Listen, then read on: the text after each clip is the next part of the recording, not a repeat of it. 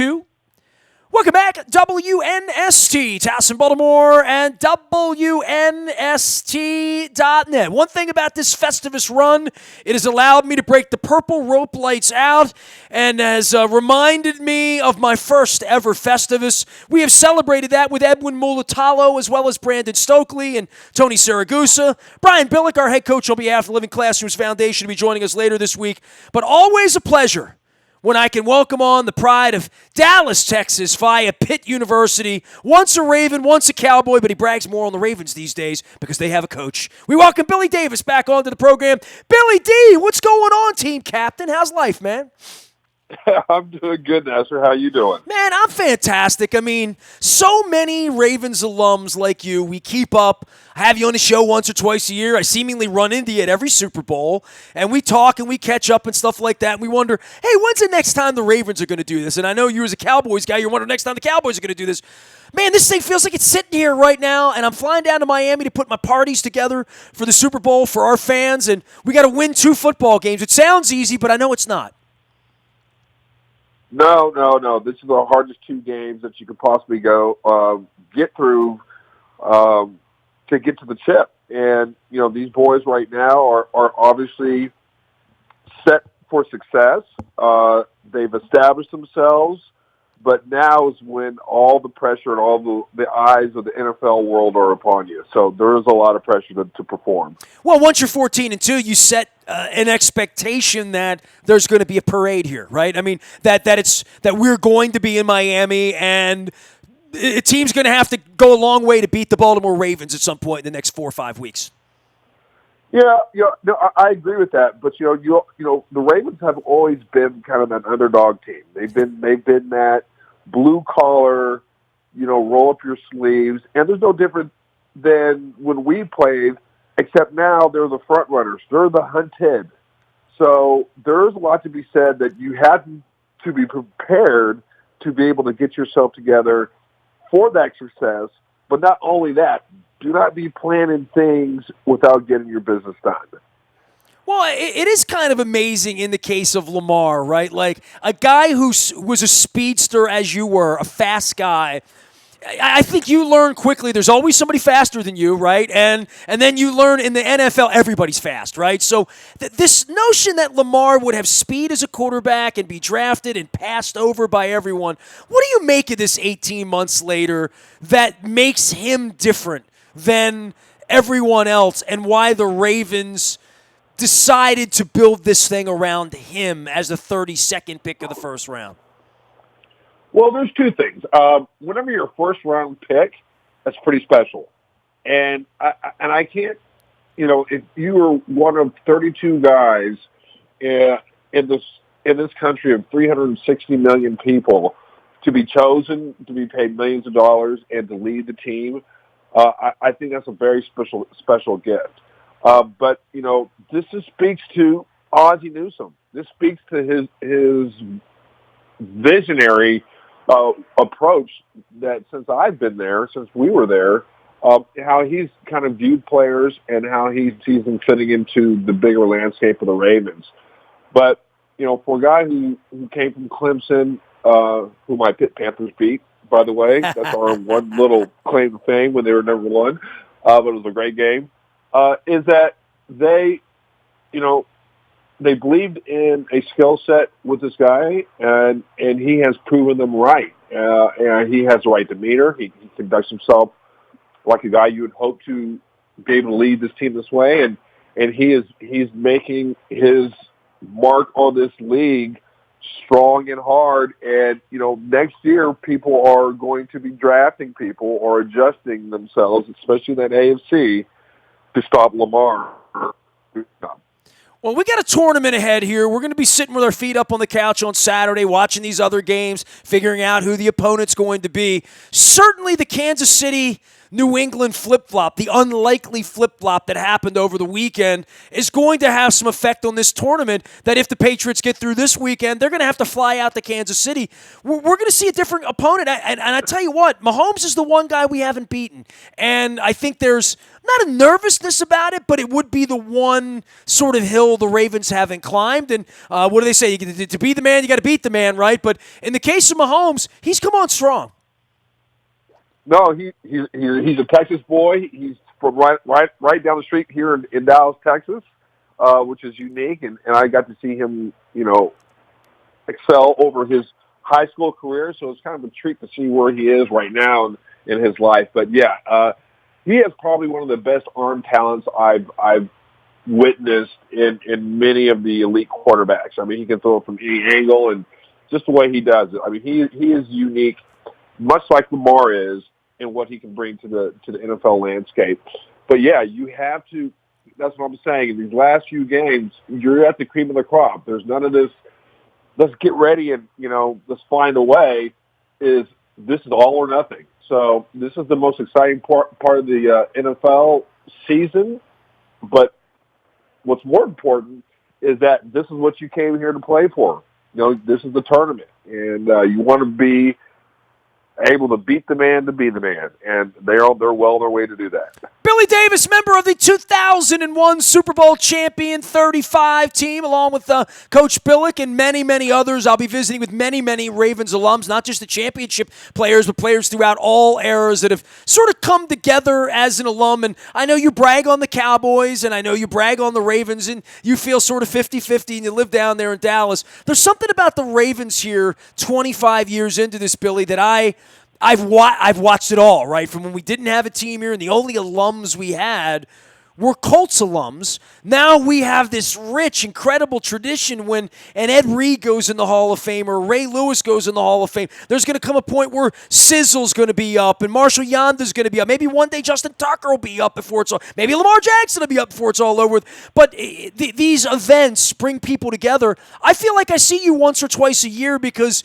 you do love being a part of the Ravens alum. You do still love being a part of football and are a part of it through the work that you do in medicine. But also the fact that this is sort of a different ride, that this Lamar thing isn't just a guy or a player. It feels very Michael Jordan-y. It feels very transcendent that this player at this time with this team, that his jersey's being sold everywhere, not just in the Beltway in Baltimore, Yeah, I mean, he's really penetrated the, for a small market team, and let's be honest, there's small market teams that we all could describe, but, don't roll right off the tongue. That are in the NFL, right? You know who they are, but it doesn't roll off the tongue. The Baltimore Ravens roll off of everyone's tongue, and that's because of that man, Lamar Jackson. He has really lifted, and what's beautiful about this is that he has, he's beaten the best in the league. He has gotten the respect of, all the critics and media, but only that of his fellow teammates and players around the league, and has really, really transcended. And it's really special to witness because he has done some exceptional things. I mean, look at the numbers. The numbers don't lie.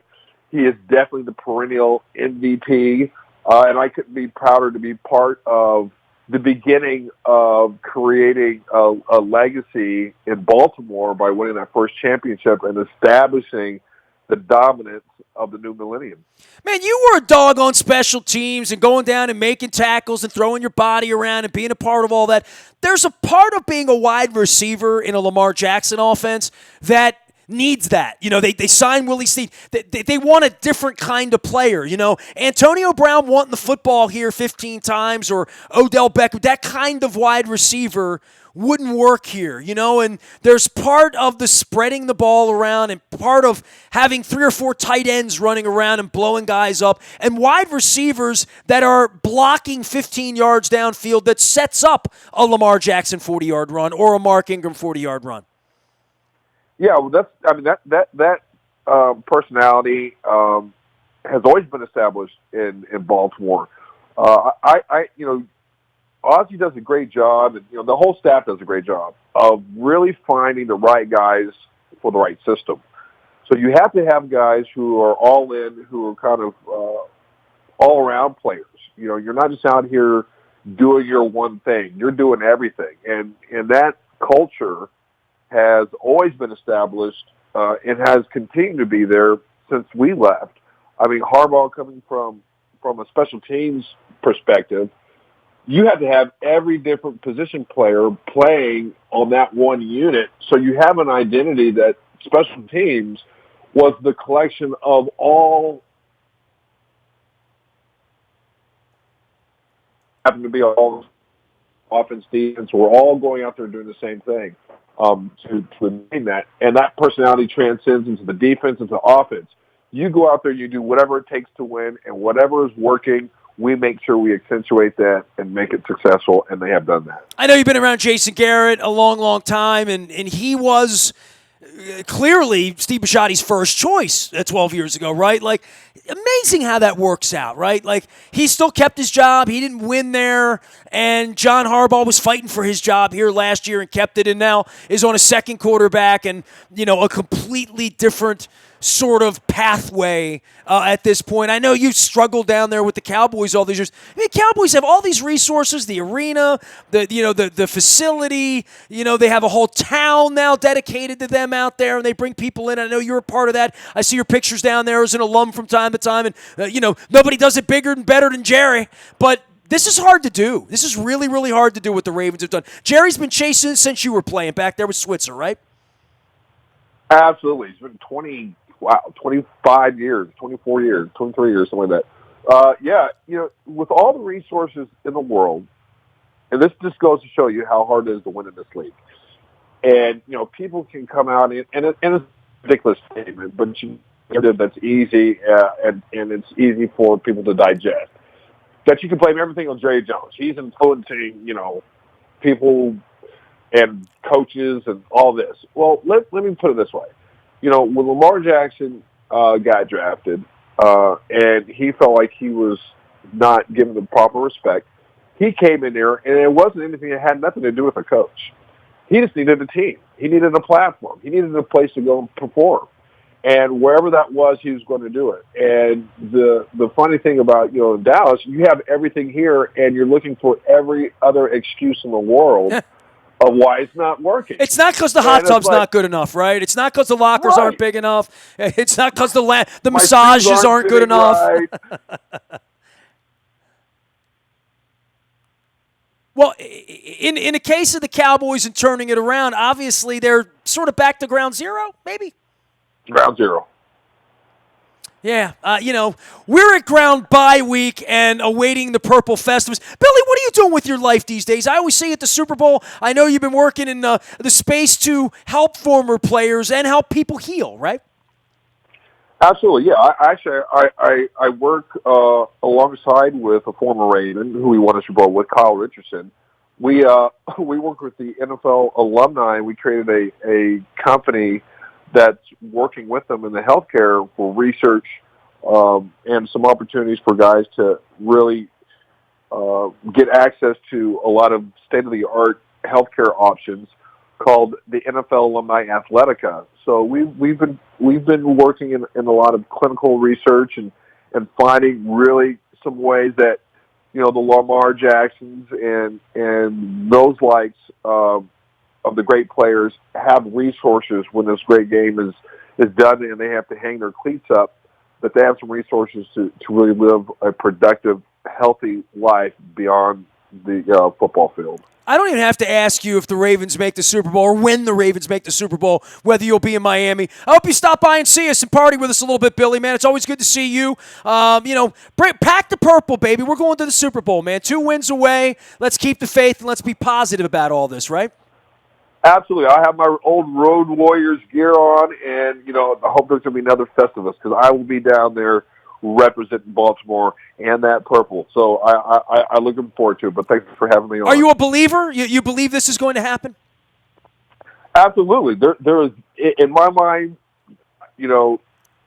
barring any kind of catastrophic issue, which I cannot and I will not ever, buy into, this team has and is hitting on all cylinders. I'm just hoping that they keep that same tension, that proper tension in your off week here, and really get ready to be prepared mentally and physically going to that following week, because there's nothing like playing at home and you got one game, 2 games, and you can get the gold.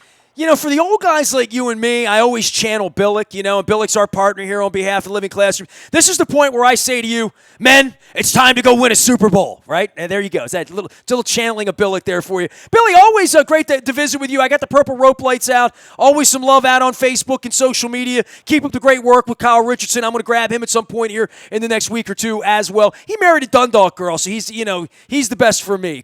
Kyle's one of my all-time favorites, so glad you guys are doing the good work for your people and for other folks out there to keep them safe after the game's over. We'll see you in Miami, if not before, my friend, okay?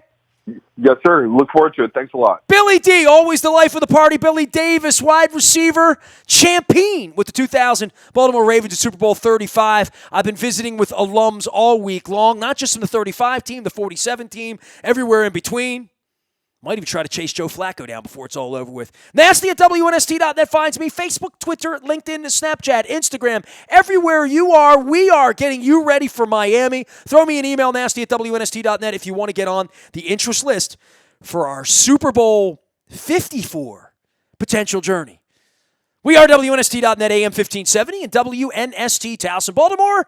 And we never stop talking to Ravens alums about winning another championship.